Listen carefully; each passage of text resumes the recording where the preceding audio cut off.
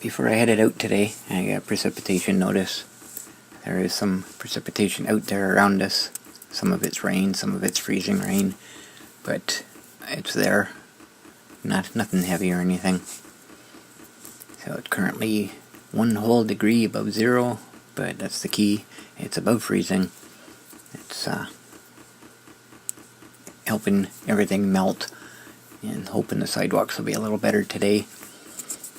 Looking at the short-term forecast, this afternoon, this evening, and overnight, and the temperature's getting warmer and warmer. I'm happy with that. And I'll get rid of some of this stuff, but I know it won't last long. There'll be more coming.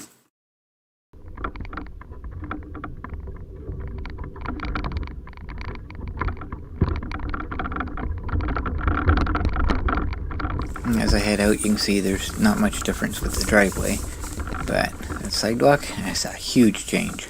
It's a lot clearer now than it has been. It's actually drivable for the scooter now.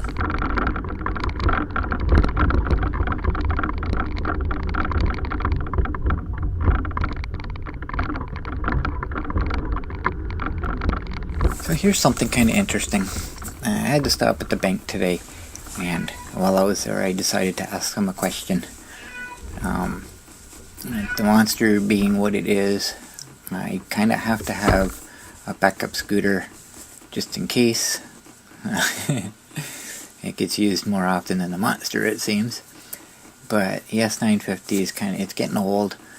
The rust is getting to it. I'm just kind of worried at some point the frame's going to break on it, or something major is going to happen.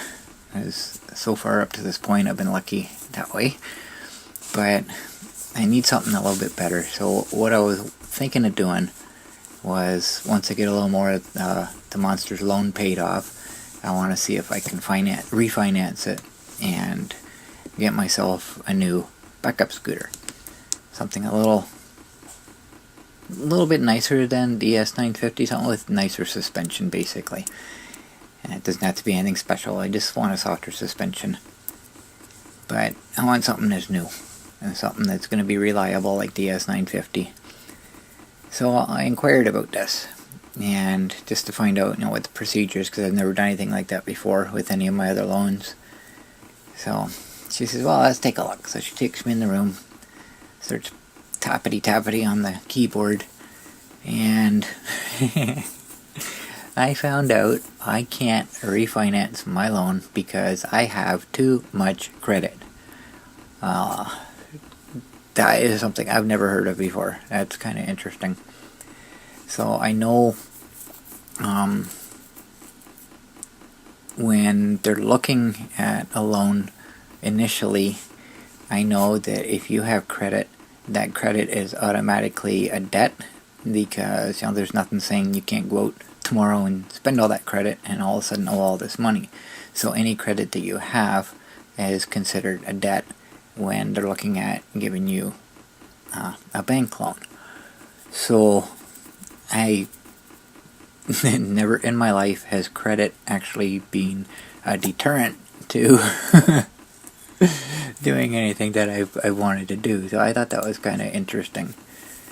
So I guess I'm kind of stuck for now. Keep the ES950 going, but in order to do that I have to have the monster going so that I can actually work on the ES950, because I can't really do a whole lot to it unless it's a quick project that I can do without completely disassembling it and making it inoperative for any period of time.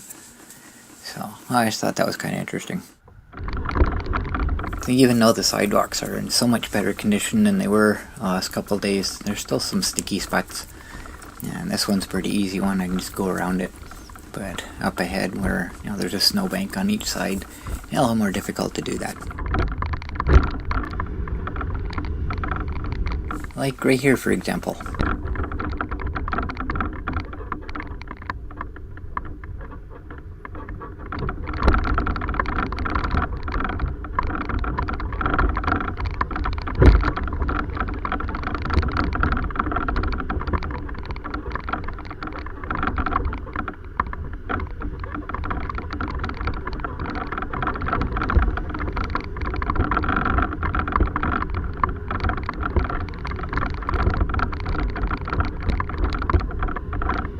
And like I've said many times, it doesn't matter how good town does, it's these commercial places that just kind of destroy everything that was done.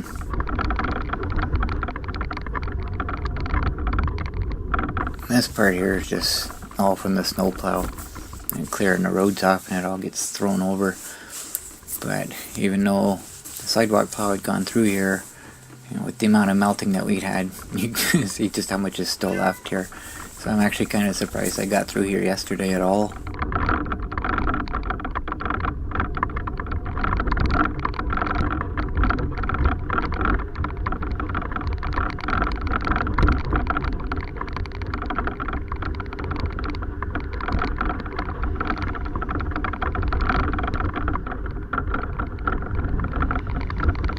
I'm not going to show the whole trip here. These conditions were, you know, pretty much the whole length of this sidewalk, off and on. There are some clear spots, but a couple times here I had to actually get off and get rid of the push. Because when the parking lots were cleared out, you know, the snowbank was left, and you know, that's kind of what I'm trying to drive through.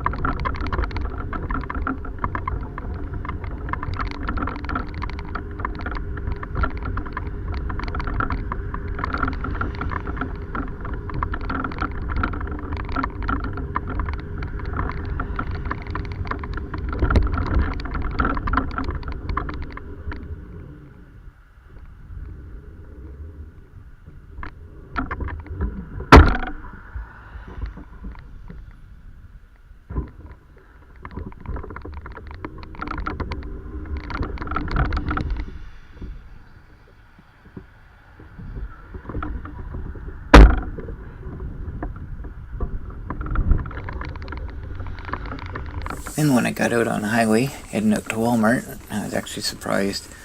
It's still pretty icky, but it was a lot better than I was expecting it to be.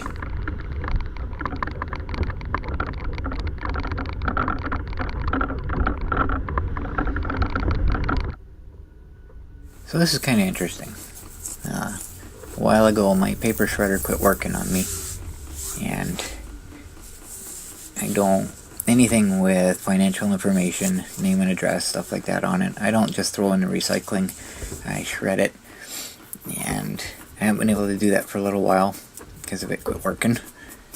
So I come out to Walmart and get myself a new one, because with all, now that we're packing up to move, I'm encountering all this paperwork that's kind of built up,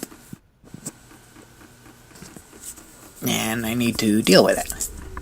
So the problem is, there's so much that needs to be done, and so little time. We found out today, by the way, that we're moving. We found a place in Wingham that was available in our price range, but in order to secure it, we had to come up with first and last month's rent by the beginning of February, end of January, something like that. So basically she said if you can come up with it by the 1st of February, then the place is yours. So okay, scramble time. So now we have a month less to prepare.